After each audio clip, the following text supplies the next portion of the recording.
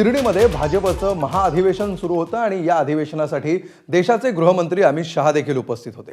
तर राज्याचे मुख्यमंत्री देवेंद्र फडणवीसांसह राज्यातले सगळे मंत्री आणि भाजपचे पदाधिकारी कार्यकर्ते सुद्धा उपस्थित होते। प्रदेशाध्यक्ष चंद्रशेखर बावनकुळे, ज्येष्ठ नेते रावसाहेब दानवे, राधाकृष्ण विखे पाटील, राम शिंदे यांनी अमित शहांचं स्वागत केलं। यावेळी सर्व नेत्यांनी कार्यकर्त्यांना कानमंत्र दिला।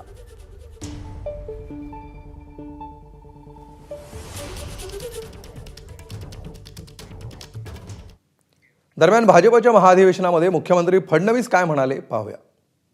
आपल्या या निवडणुकीच्या युद्धामध्ये लोकांचा जो विश्वास जिंकायचा होता, तो विश्वास जिंकण्याकरता त्या पार्थाची भूमिका किंवा त्या केशवाची भूमिका तुम्ही सगळ्यांनी या ठिकाणी निभावलेली आहे। तुम्ही केशव होतात आणि मोदीजी माधव होते। या केशव आणि माधवामुळे आपल्याला हा विजय मिळालेला आहे आणि म्हणून मी खरं म्हणजे हा संपूर्ण विजय महाराष्ट्रातल्या भारतीय जनता पक्षाच्या या सगळ्या कार्यकर्त्यांना समर्पित करतो आणि तुम्हाला साष्टांग दंडवत करतो। म्हणजे एक नरेटिव्ह पसरवण्याचा प्रयत्न चाललाय। लाडक्या बहिणींची मदत बंद होणार, शेतकऱ्यांना दिलेली वीज सवलत ही बंद होणार। मी एकच गोष्ट सांगतो, समाजातल्या जेवढ्या घटकांकरता योजना आम्ही सुरू केलेल्या आहेत त्या सगळ्या योजना आपण पूर्ण करणार आहोत। तर फडणवीसांनंतर सगळ्यांचं लक्ष होतं ते अमित शहा काय बोलतात याकडे। केंद्रीय गृहमंत्री अमित शहांनी शरद पवारांसह उद्धव ठाकरेंवर टीकेची झोड उठवली। नेमकं ते काय म्हणाले पाहूया। महाराष्ट्र की विजय ने 1978 से शरद पवार जी ने जो दगा फटका की राजनीति शुरू की थी, उसको 20 फुट जमीन में दफनाने का काम आप लोगों ने किया।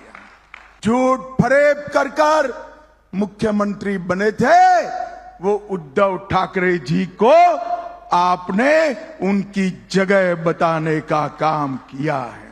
आपने फिर एक बार परिवारवादी राजनीति करने वालों को मुंह पर जोरदार चांटा लगाकर परिवारवाद को नकारने का काम किया है। और सबसे विशेष धन्यवाद मेरे महाराष्ट्र की लाडली बहनाओं का और किसान भाइयों का मैं मानना चाहता हूं। दरम्यान राज्याचे जाणते राजे आणि अनेक भावी मुख्यमंत्री यांना घरी बसवलं अशी खोचक टीका मंत्री राधाकृष्ण विखे पाटलांनी केली। तर शरद पवारांच्या पक्षाचे सल्लागार गोष्टीतल्या गाढवाप्रमाणे झाल्याचा घणाघात आशिष शेलारांनी केला। हे दोघेही नेमकं काय म्हणाले पाहूया। सरदार मोठा शहाणा निघाला, त्याने पंडिताला काढलं, त्याने मडका विकणाऱ्या व्यापाऱ्याला काढलं, त्याने सगळ्या गाढवांना सल्लागार बनवलं।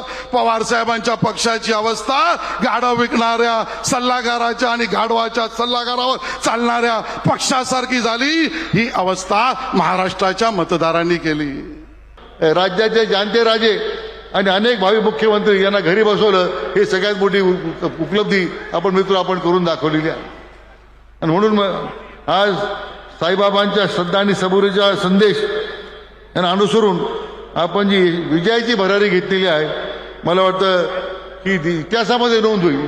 लोकसभेच्या निवडणुकीला समोर गेलो, विरोधकाच्या खोटारडेपणामुळे आपल्याला यश मिळालं नाही, पराभवाने खचलो नाही, थोडे निराश झालो होतो।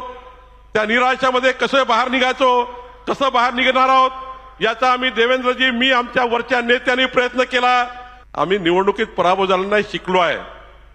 लोकसभेच्या निवडणुकीत जे शिकलो, आम्ही पुढे गेलो। एबीपी माझा, उघडा डोळे बघा नीट।